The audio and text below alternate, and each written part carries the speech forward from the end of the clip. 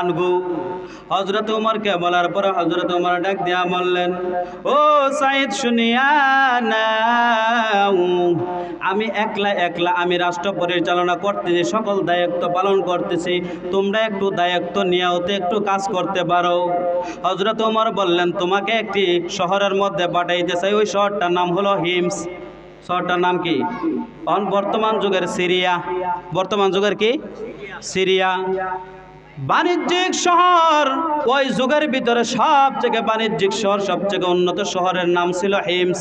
ওই হিমসের ভিতরে বলুন তো, ওই হিমসের ভিতরে যদি সাঈদ ইবনে আমের আল জুমাহিকে পাঠায়, ওই যে জায়গার ভিতরে যত ধনী দেখবেন, ওই জায়গার নেতা কেতারাও দেখবেন সবথেকে বেশি ঘুষ খায়, ঠিক না? সবথেকে বেশি কি খায়? ঘুষ খায়। কারণ হলো টাকা পয়সার কোনো অভাব নাই। যদি 50,000 কই দিলে 1 লাখ ঘুষ দে, আছে না নাই?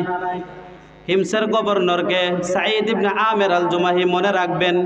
হযরত ওমর সাঈদ ইবনে আমের আল জুমাহিকে বললেন, ও সাঈদ ইবনে আমের আল জুমাহি, তুমি শোনো, তোমাকে আগামী দিনে আমি হিমসের গভর্নর বানাই আমি পাঠাইব হিম শহরের মধ্যেই।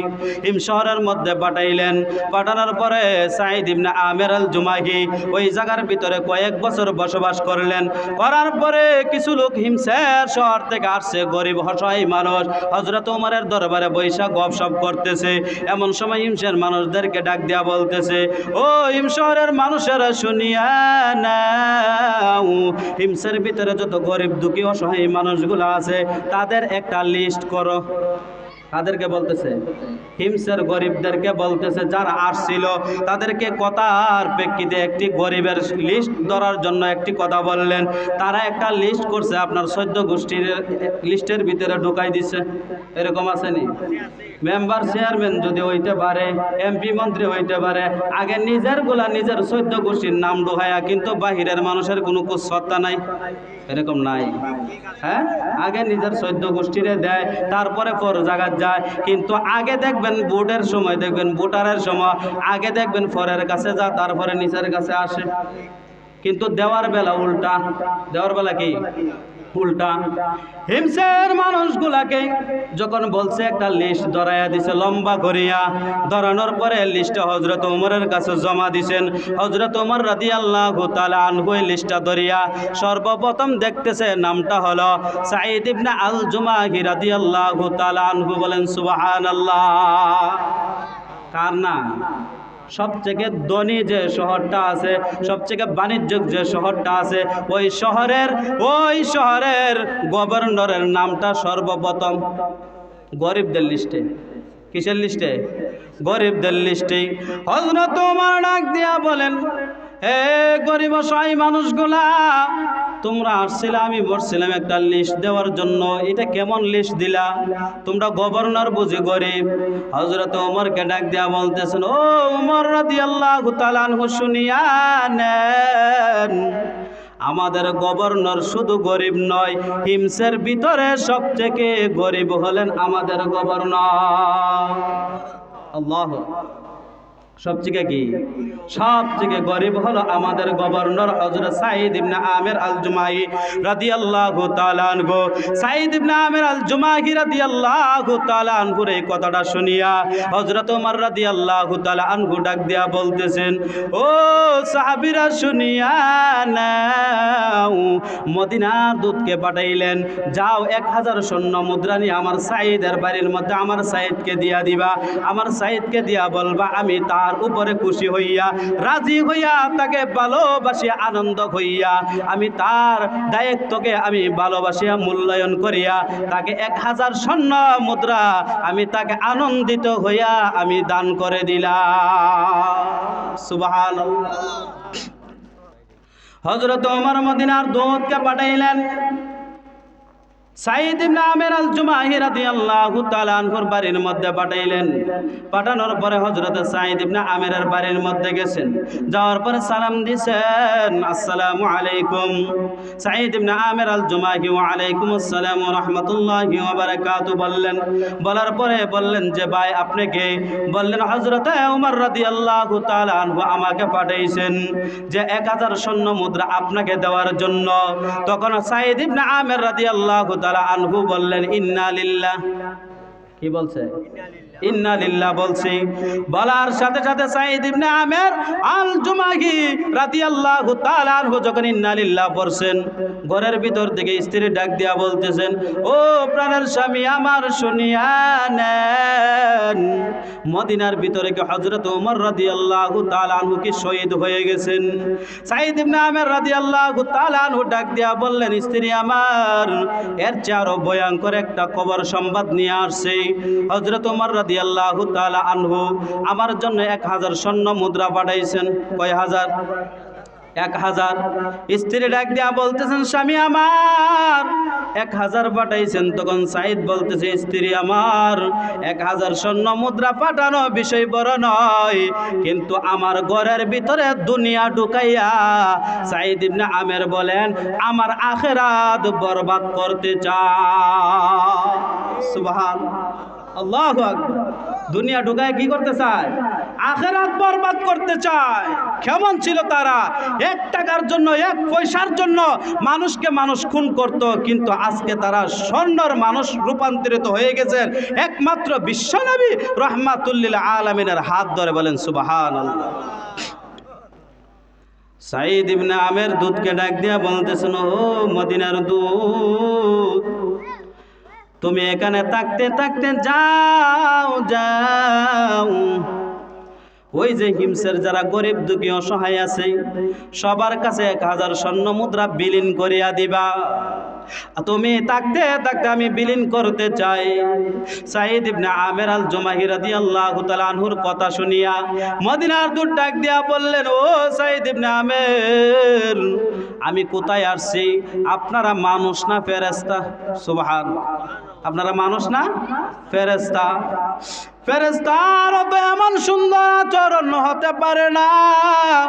খুশি হইয়া আনন্দিত হইয়া 1000 স্বর্ণ মুদ্রা হাদিয়া দিছেন, কিন্তু ওই হাদিয়াটুকু আপনারা ঘরে ঢুকাইতে চান না। গরিব অসহায় মানুষদের চিন্তা করতেছেন, গরিব অসহায় মানুষদের কাছে বিলীন করে দিতেছেন। যে নেতার কাছে দিন আছে ওই নেতা দেখবেন নিজের বরাদ্দের টাকা জনগণের কাছে বিলীন করিয়া দেয়। ঠিক নেই? মাসনারাতে কথা কইতারেন না, ঠিক কি না? আর যে নেতার কাছে দিন নাই, এই নেতা দেখবেন জনগণের টাকাও মাইরা দিয়া বিদেশ পাচার করে, এরকম আছে না নাই? জনগণের টাকা মারে না? বিধবা ভাতা, গর্ভ ভাতা, দেখবেন আরো বিভিন্ন ধরনের কত ভাতা আছে, এটা অনেকে আছে মাইরা খাইলা। এরকম নাই? আপনার এলাকাতে এটি নাই, কিন্তু বিভিন্ন এলাকাতে এটি আছে। সাঈদ ইবনে আমের আল জুমাহি রাদিয়াল্লাহু তাআলা আনহু 1000 স্বর্ণ মুদ্রা মদিনার দূত থাকতে আপনার প্রতিটা ঘরে ঘরে বিলীন করে দিয়েছেন। মদিনার দূত গিয়া মদিনায় গেলেন, হযরত উমরের দরবারে গিয়া দাঁড়ায়া বললেন, ও উমর, আমাকে কার কাছে পাঠাইলেন 1000 স্বর্ণ মুদ্রা নেওয়ার জন্য, তাকে হাদিয়া দেওয়ার জন্য? তারা মানুষ না ফেরেশতা? সুবহানাল্লাহ। হযরত ওমর ডাক দিয়া বললেন, ও মদিনার দূত, কেন বলো তো এই কথা বললা? সব ঘটনাগুলা এক এক করে বর্ণনা করছেন। হযরত ওমর আনন্দিত হইয়া খুশি হইয়া বলতেছে, এ আমার সেনাবাহিনীরা শুনো, তোমরা তাড়াতাড়ি করে কাফেলা বাহির করো, আমি আমার সাঈদকে এখন এই মুহূর্তে আমি রওনা হয়ে যাব দেখার জন্য।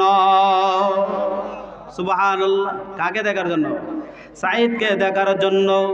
হযরত ওমর রাদিয়াল্লাহু তাআলা আনহু কাফেলা নিয়া মদিনার থেকে বাহির হয়ে আপনার হিমস গভর্নরের কাছে চলে যাবে। এমন সময় হিমসের শহরে ঢুকবে, মানুষগুলো একত্রিত হইয়া জড়সড় হইয়া মানুষের মিছিল আনন্দ। আজকে হযরত ওমর রাদিয়াল্লাহু তাআলা আনহুকে দেখতে পারবো। সুবহানাল্লাহ। কারে দেখতে পারবেন? হযরত খলিফাতুল মুসলিমিন হযরত ওমর রাদিয়াল্লাহু তাআলা আনহুকে দেখতে পারবো। হযরত ওমর যখন হিমসের শহরে গিয়ে ঢুকলেন, এমন সময় মানুষগুলা দাঁড়িয়ে দাঁড়িয়ে মিছিল করতেছে, মারহাবা স্বাগতম বলতেছেন, হযরত ওমরকে স্বাগতম জানাইতেছেন। কিন্তু সাঈদ ইবনে আমের আল জুমাহির বাড়ির মধ্যে নয়, ওই শহরের একটি জায়গার মধ্যে দাঁড়াইয়া হযরত ওমর বলতেছে, আমি তো ভালোই জানি নেতা নেতারে ভালো জানে, কিন্তু জনগণে নেতারে ভালো জানে কিনা এটা যাচাই করার দরকার। কি করার দরকার? অনেকে দেখবেন নেতার কাছে নেতা বালা, কিন্তু জনগণের কাছে বালা না। এরকম নাই? নেতার কাছে নেতা ভালো, কিন্তু জনগণের কাছে ভালো না। কিন্তু নেতারে নেতা আত্রাকে, কিন্তু জনগণের হক মারিয়া। এরকম নাই? এরকম অভাব নাই? হযরত ওমর রাদিয়াল্লাহু তাআলা আনহু ডান দিকে দাঁড়ায় রয়েছেন, বাম দিকে হযরত সাঈদ ইবনে আল জুমাহি বলতেছেন। হযরত ওমর জনগণের উদ্দেশ্যে ভাষণ দেয়া বলতেছেন, ও জনগণ, তোমাদের গভর্নরের বিরুদ্ধে কি তোমাদের কোনো অভিযোগ আসেনি? কারে বলতেছে? না, জনগণরে। কারে? জনগণরে উদ্দেশ্য করে বলতেছে। কিন্তু সাঈদ ইবনে আমের আল জুমাহি কিন্তু দাঁড়ায় রয়েছে সামনে। জনগণের সাহস করে না। দেখবেন কিছু কিছু ক্রিমিনাল আছে, দেখবেন দোষ না থাকলেও দোষ বাইর করে। বুঝেন না কথা? দোষ না থাকলেও দোষ বাইর করে। হুজুর এই করছে, সেই করছে, বিভিন্নতা করছে, কিন্তু নিজের কাছে একটাও সুন্নত নাই। বুঝেন না কথা? দাড়ি মনে 40 বার, কামা মনে মাসে কয়বার? 40 বার, কিন্তু হুজুররা দোষ ধরে। এরকম আছে না নাই? অভাব নাই, বহুত বহুত আছে। দেখবেন মানুষ কিন্তু অনুকরণ প্রিয়। কি করণ প্রিয়? আমি যদি এইদিকে তাকাই, দেখবেন আমার তাকানির সাথে সাথে অন্যরাও তাকাইব। কারণ হুজুরে কি দেহে রে উপরে দা ছাইয়া। একজন মানুষ সাহস করে দাঁড়াই গেছে, আমাদের গভর্নরের বিরুদ্ধে অভিযোগ আছে। কি হয়ে গেছে? অভিযোগ আছে। এর দেহা দিয়ে আরেকজন কারো গেছে, এর দেহা দিয়ে কি আরেকজন কারো গেছে। হযরত ওমর ডাক দিয়া বললেন, আমি তো কোন জায়গায় আসছি, আমি ভালো মানুষ দেখিয়া গভর্নরের গবেষণা শুনিয়া, প্রশংসা শুনিয়া আমি গভর্নরকে দেখতে আসলাম। এই গভর্নরের নাকি অভিযোগ আছে, জনগণে অভিযোগ দিতেছি। সর্বপ্রথম মানুষটি যে দাঁড়াইছিল, ওই মানুষটাকে জিজ্ঞাসা করতেছি, হে জনগণ, বলো তো তোমাদের গভর্নরের অভিযোগ কোনটা? ওই ব্যক্তি বলতেছে, আমাদের গভর্নর মাসে একদিন আয় না অফিস। কোথায় আসে না? কয়দিন? মাসে কয়দিন? আর আমাদের মাসে কয়দিন ছুটি? বুঝে নাই কথা? সপ্তাহে 2 দিন। সপ্তাহে কয়দিন? আবার বেশির পারে হাফ আছে, কিন্তু কয়দিন জানা? অভিযোগ কয়দিন? একদিন। একদিন ওয়ালাকে ডাক দিয়া বললেন, মাসে একদিন যায় না। সাঈদ ইবনে আমের আল জুমাহিকে ডাক দিয়া বললেন, ও সাঈদ, তুমি প্রশ্নের উত্তর দাও, তুমি কেন একদিন? জনগণ তোমাকে অফিসে গিয়া পায় না, তুমি এটার জবাব দাও। সাঈদ ইবনে আমের ডাক দিয়া বললেন, ও খলিফাতুল মুসলিমিন হযরত ওমর রাদিয়াল্লাহু তাআলা আনহু, আপনি তো জানেন হিম শহরের ভিতরে আমার থেকে গরিব আর অসহায় মানুষ আর হিম শহরে একটাও নাই। আমি কেন মাসে একদিন যাই না এটাও মিথ্যা। কারণ হলো, এই ব্যক্তি যে সময় যায় এই সময় আমাকে পায় না, কিন্তু আমি অফিসে একটু দেরি করে যাই মাসে একবার। কয়বার? মাসে একবার কি করে যায়? দেরি করিয়া যায়, কিন্তু আমি যাই না, এই কথাটা মিথ্যা বলেছি। হযরত ওমরকে ডাক দিয়া বললেন, ওমর, যাই না, দেরিতে করে যাই, কারণ হলো আমার শরীরের ভিতরে জামা যে পরি, আমার নিচে একটা পোশাক, উপরে একটা পোশাক, আর কোনো পোশাক নাই। 1 মাস যখন ব্যবহার করে রে ওমর, ওই শরীরের সব কিছু দুর্গন্ধ হইয়া জনগণেরও কষ্ট হয়, আমারও কষ্ট হয়। তার কারণে আমি উপরেরটা ধুয়ে দেই, নিচেরটা আমি নিচনে পরনের মধ্যে পরি। উপরেরটা ধুয়ে যখন দেই, দৌড়ের মধ্যে দেই, রোদের মধ্যে শুকাইয়া যায়, তখন আমি উপরেরটা আবার নিচের মধ্যে পরি, আবার নিচেরটা ধুয়া দেই। এই কারণে একটু রোদে শুকাইতে শুকাইতে দেরি হয়। দেরি করে আমি কিন্তু অফিসের মধ্যে যাই। হযরত ওমর বলে আমি বুঝালাইছি কোন অভিযোগ দিছে। এরকম ক্রিমিনাল প্রতিটা এলাকার মধ্যে আছে, বুঝেন না কথা? এরকম ক্রিমিনাল কি প্রতিটা এলাকার মধ্যে আছে। হযরত ওমর ডাক দিয়া 2 নাম্বার অভিযোগওয়ালাকে ডাক দিয়া বললেন, তুমি কেন দাঁড়াইলা? বলে আমার অভিযোগ আছে, আমার গভর্নরকে দিনের বেলা পাই কিন্তু রাতের বেলা পাই না। কোন বেলা পাই না? অভিযোগের অবস্থা দেখছেন নি? কয় নাম্বারে অভিযোগ? দিনের বেলা পায় কিন্তু রাতের বেলা পায় না। হযরত ওমর তারপরেও সাঈদ ইবনে আমের আল জুমাহিকে ডাক দিয়া বলতেছেন, ও সাঈদ ইবনে আমের আল জুমাহি শুনো, তোমাকে জনগণ দিনের বেলা পায় রাতের বেলা পায় না কেন, এটার উত্তর দাও। সাঈদ ইবনে আমের আল জুমাহি ডাক দিয়া বলেন, ওমর, রাতের বেলা পায় না কারণ হলো দিনের বেলা আমার সময়টুকু জনগণের জন্য দিয়া দেয়, আর রাতের বেলা আমার রবের জন্য দাঁড়ায়া আমার রবের জন্য দিয়া দেয়। সুবহানাল্লাহ। জনগণের জন্য দেওয়ার দরকার, আমার রবের জন্য সময় দেওয়ার দরকার, ঠিক কিনা?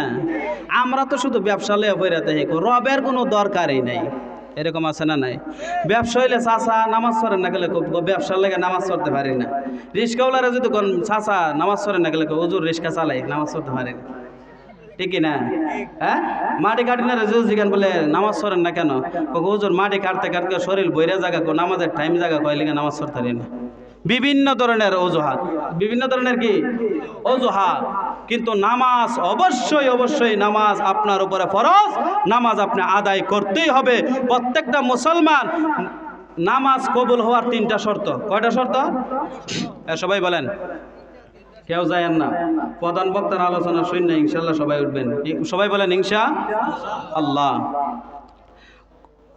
ইবাদত কবুল হওয়ার কয়টা শর্ত?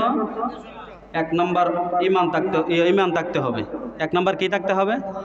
ঈমান যদি না থাকে, ফুটা কলসির মধ্যে যদি সারাদিন টিউবওয়েলে চাপ দেন, কলস কোনোদিন ভরব?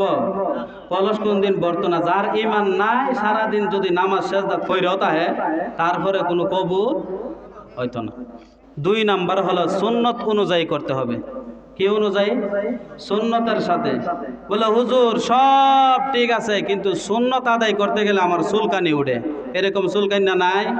হ্যাঁ, সুন্নত যদি কোন মেসওয়াক করেন না, কোন মেসওয়াক কি তাই এটা আমরা চিনি, কিন্তু মেসওয়াক আল্লাহ রাসূল বলেন যদি আমার উম্মতের জন্য কষ্টদায়ক না হতো, আল্লাহ ফরজ অথবা ওয়াজিব বানায় দিত। সুবহানাল্লাহ। কিন্তু কষ্টদায়ক দেন এটা বুঝই যাইতেছে। কয়জনের কাছে মেসওয়াক আছে যদি বলি বাইর করতে পারবে? পারবো? 10 জনরে পাইতাম না আমি, 10 জনরে। কিন্তু মানুষ তো কেন ভালোই আছে। কিন্তু মেসওয়াক করা কি সুন্নত, গুরুত্বপূর্ণ সুন্নত। 3 নাম্বার হলো আল্লাহর নবী বিশ্ব নবী রাহমাতুল লিল আলামিন জানায়া দিলেন, কোনো লোক দেখানো ইবাদত করা যাবে না, কাউকে পরোয়া করা যাবে না। ইবাদত করলে একমাত্র আল্লাহকে রাজি খুশি করিয়া করতে হবে। কাকে রাজি খুশি করিয়া? আল্লাহকে রাজি খুশি করার জন্য ইবাদত করতে হবে। কোন ইনশাআল্লাহ। আমাদের সমাজের একটা কিছু কথা বলি। সমাজে যারা সরদারি করে, মেম্বারি করে, চেয়ারম্যানি করে, 3টা যোগ্যতা থাকতে হবে, 3টা গুণ থাকতে হবে। কয়টা গুণ? 3টা গুণ না থাকলে তার মেম্বারি করার যোগ্যতা নাই, চেয়ারম্যান করার যোগ্যতা নাই, বিচার মেল যা আছে কোনো কিছু করার যোগ্যতা নাই। যদি করে তাহলে বোঝা যাইল এই মূর্খ, এই জাহেল উল্টা পাল্টা বিচার করব। বুঝেন নাই কথা? উল্টা পাল্টা কি করব? বিচার করব। 1 নাম্বার হালাল হারাম চিনতে হবে। হালাল হারাম কি চিনতে হবে। যদি হালাল হারাম না চিনে, হালাল হারাম না চিনে, তাহলে সে হারামের পক্ষে রায় দিব। বুঝেন নাই কথা? হারামের পক্ষে কি দিব? রায় দিব। 2 নম্বর হলো আপনার জায়েজ না জায়েজ, কি না জায়েজ না জায়েজ বুঝতে হবে। ন্যায় অন্যায় বুঝতে হবে। যদি ন্যায় অন্যায় তার বিবেকে যদি বাধা না দেয়, যদি তার বিবেকের ভিতরে না থাকে, ন্যায় অন্যায় বুঝে না, ওই মানুষটা অন্যায়ের পক্ষে রায় দিব। মানুষটা অন্যায়ের কি দিব? পক্ষে রায় দিব। 3 নম্বর হলো পক্ষপাতিত্ব করা যাবে না। পক্ষপাতিত্ব করা যাবে না। এই জ্ঞান যার মধ্যে থাকবে সেই আপনার সমাজের কর্তা হতে পারবে। সমাজের কি হইতে পারবো? কর্তা, সর্দার কোন, মেম্বার কোন, চেয়ারম্যান হোক, 3টা গুণ লাগবে। 3টা গুণ যার মধ্যে নাই সে এগুলো করার যোগ্যতা রাখে না। যারা দেখবেন হালাল হারাম চিনে না, ন্যায় অন্যায় বুঝে না, পক্ষপাতিত্ব করে, ওই মানুষগুলা দেখবেন বেশিরভাগ কোরআন হাদিসের জ্ঞান বলতে কিছুই নাই। তারা দেখবেন বিভিন্ন জায়গাত নিলে দেখবেন হারামের পক্ষে আর অন্যায়ের পক্ষে আর পক্ষপাতিত্ব করিয়া টাকা পয়সা খাইয়া দেখবেন এই মানুষটা উদাও হইয়া যায়। আছে না এরকম? হ্যাঁ, এগুলা করা যাবে না। সকলে বলেন ইনশাআল্লাহ। আমি এখন বলি, সমাজের ভিতরে যারা আছে 100% মানুষ, কয়শো পার্সেন্ট সবাই বলেন তো? 100% মানুষ যদি তাকে, কয় পার্সেন্ট মানুষ আছে যে 5টা সূরা সহি শুদ্ধ করে পারে? আমরা বলে হুজুর আমি পারি। ইমাম সাহেব যদি বাড়িতে যায় ছুটির মধ্যে, তাহলে বোঝা যায় যে নামাজ পড়েন না লোক কজন আছে। বোঝেন না কথা? একদিনের লাগে, এক ওয়াক্তর লাগে গেলে যেন এক মারামারি চিল্লাচিল্লি লাগে, কারণ হইলো নামাজ পড়েন না লোক নাই। 2 নাম্বার হইল সবার পিছনে সবাই নামাজ পড়তে চায় না, কারণ হইল এই বেটা গুসলেং দিদায় এর পিছনে বুঝি নামাজ পড়ুম, এই বেটা সুদ খায় এর পিছনে বুঝি নামাজ পড়ুম, এই বেটা গিবত করে এর পিছনে কি নামাজ পড়ুম, এরকম আছে না? আর যদিও নামাজ পড়াইতে পারে কোনো রকমে, আলহামদুলিল্লাহ রাব্বিল আলামিন, বুঝেন নাই কথা? এরকম আছে নি? কিন্তু অশুদ্ধ পড়া, কি শুদ্ধ পড়া? অশুদ্ধ। এই অশুদ্ধ পড়া যদি পড়ে, নামাজ কিয়ামত পর্যন্ত পড়লেও কবুল হতো না। কারণ সহি শুদ্ধ করে পড়বেন, আপনার নামাজ আল্লাহর দরবারে কবুল হবে ইনশাআল্লাহ। সহি শুদ্ধ করার দরকার আছে নি? হ্যাঁ, এই যে মাদ্রাসা দিছে সাদেক ভাই, এই মাদ্রাসা দিছে আপনার ছাত্ররা এলেম শিখবে আর উস্তাদে এলেম শিখাবে। উস্তাদে কি করবেন? এলেম শিখাবেন। কারণ এই মাদ্রাসা যদি একটা এলাকার ভিতরে থাকে, আল্লাহর রহমত 24 ঘন্টা পড়তে থাকে। সুবহানাল্লাহ। কি করতে থাকেন? পড়তে থাকেন। এই এলেম শিক্ষা করার আমাদের এবং ছেলেদেরকে, মেয়েদেরকে যারা আছে এলেম শিক্ষা করার দরকার আছে না নাই? হ্যাঁ, খায়রুকুম মান তাআল্লামাল কুরআনা ওয়া আল্লামা, যারা কোরআন শিখে এবং শিখায়। এই পৃথিবীর জমিনে সবচেয়ে উত্তম মানুষ হলো তারা। উত্তম মানুষকে তারা, আমরা উত্তম বুঝি না। এখন উত্তম কি বুঝি না। উত্তম যদি বুঝতাম আমরা, তাহলে ছেলে মেয়েদেরকে মাদ্রাসার শিক্ষা, প্রথমেই মাদ্রাসার শিক্ষা দেওয়ার দরকার, দ্বীনি শিক্ষা দেওয়ার দরকার। কিন্তু আমরা এখন বর্তমানে দুনিয়া নিয়ে পাগল, দুনিয়া নিয়ে ব্যস্ত। দেখবেন অনেক মানুষকে জিগাইলে বলে মোলাকে তো সার কতলা দেওয়ান লাগে, কি গে তো দেখেন মগস্ত কয়া লাইব, তবে হুজুর 40 কেজি দিলে চলবো, লাল শাক কদ্দুর 20 দিলে চলবো, এতটুক দিয়েন। কিন্তু চাচা সূরা ফাতিহাটা কোন তো একটু দিকালে, হুজুর আমারে জিগান না, আমার কাছেরটারে জিগান। আছে না নাই? হ্যাঁ, দোকানে বইলে দেখেন ফাঁকনা কথার কারণে অন্য মানুষ সাইড পায় না, অন্য মানুষ কতই কইতে পারে না, অন্য মানুষ কি কথাই বলতে পারে না। কিন্তু দেখবেন সূরা কেরাতের বেলা, দিনের বুঝের বেলা, দিনদারিতার বেলা একবারে অল্প এবং জঘন্য, কিন্তু দেখবেন দুনিয়া খুবই